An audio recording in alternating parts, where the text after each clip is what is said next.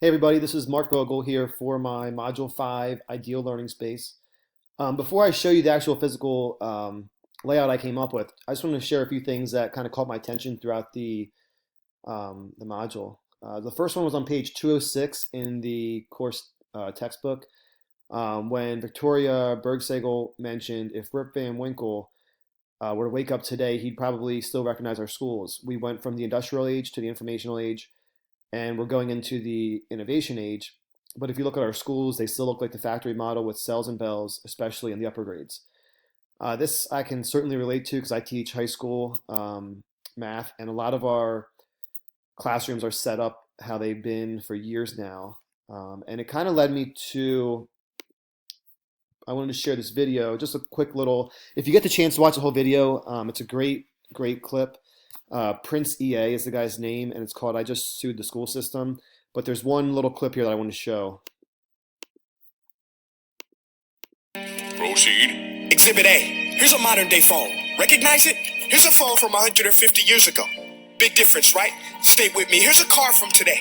And here's a car from 150 years ago. Big difference, right? Well, get this. Here's a classroom of today. And here's a class we used 150 years ago. Now, ain't that a shame? In literally more than a century, nothing has changed. Yet you claim to prepare students for the future? But with evidence like that, I must ask, do you prepare students for the future or the past? I did a background check on you. So I actually showed that video to my students, and he goes on to say about how we make kids sit in rows and we force them to raise their hand if they have a question. And it's pretty eye-opening how not many things have changed in our actual classrooms. On to some of the resources that were provided in this module.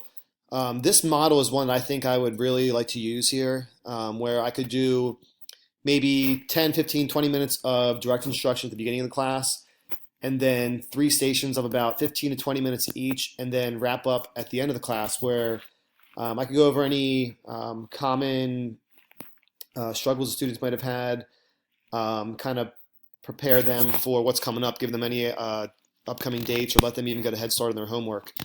But I think we have an 80-minute period, so I think that would probably fit best for my classroom. And then in this Edutopia article, the element number 5, respect, was something that kind of caught my attention.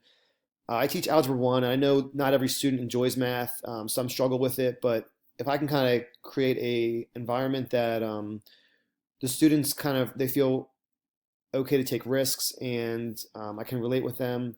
One thing that got to mention was having one-on-one students relationships with the students, greeting them at the door, talking about their interests, and then going back to this design, maybe in like the class wrap up, I can give kind of shout outs to students who I saw do really good things that day, and that will kind of promote them to want to work harder in the future. This is the actual layout that I came up with for my classroom. Up in the front, my teacher desk is up in the front corner here, and then in the other corner in the back is where the classroom door is.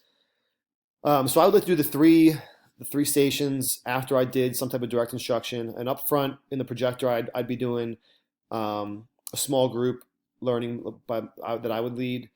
In the middle of the classroom, I thought in the quiet section could go in the middle to kind of break it up, and these students could be working one-on-one. I liked how the one resource we used had the teacher could kind of see the backs of the students. They had them all lined up here. I thought about that, but I also thought having some students like face the walls kind of so they weren't distracted by the groups in the back. But I could still kind of walk through the middle here to kind of come in, quick glance at these students to make sure they're on task. And then in the back, I'd like to have a collaborative station where the students are in groups. My largest class size is 23. So the most amount of students I'd have in a group would be 8. So at I could have 4 at each of the stage tables here. And then in the independent station, I would like to have the students working either on some type of quizzes, maybe watching a Khan Academy video to rewatch what I just taught. The collaborative station, they could be working on a keystone practice set. I know that's something that Justin mentioned in the last module, so shout out to him for that idea. And then after going through these stations, I'd like to do maybe a 5 to 10 minute quick wrap up as a class to go over anything that I noticed that they could use some more help on. And also for the station up front, for the teacher-led instruction, I have the desk kind of paired. That way if I need to break up into a certain pair here, the other groups can other pairs can work together still and keep progressing through the notes. And I know this would be the first time I would try this, so we all learn through trial and error. So I wouldn't expect it to be perfect, and I'm sure there are things that I would tweak and change in the future. But this is just kind of the layout that I would intend to start with. Thanks for watching my video.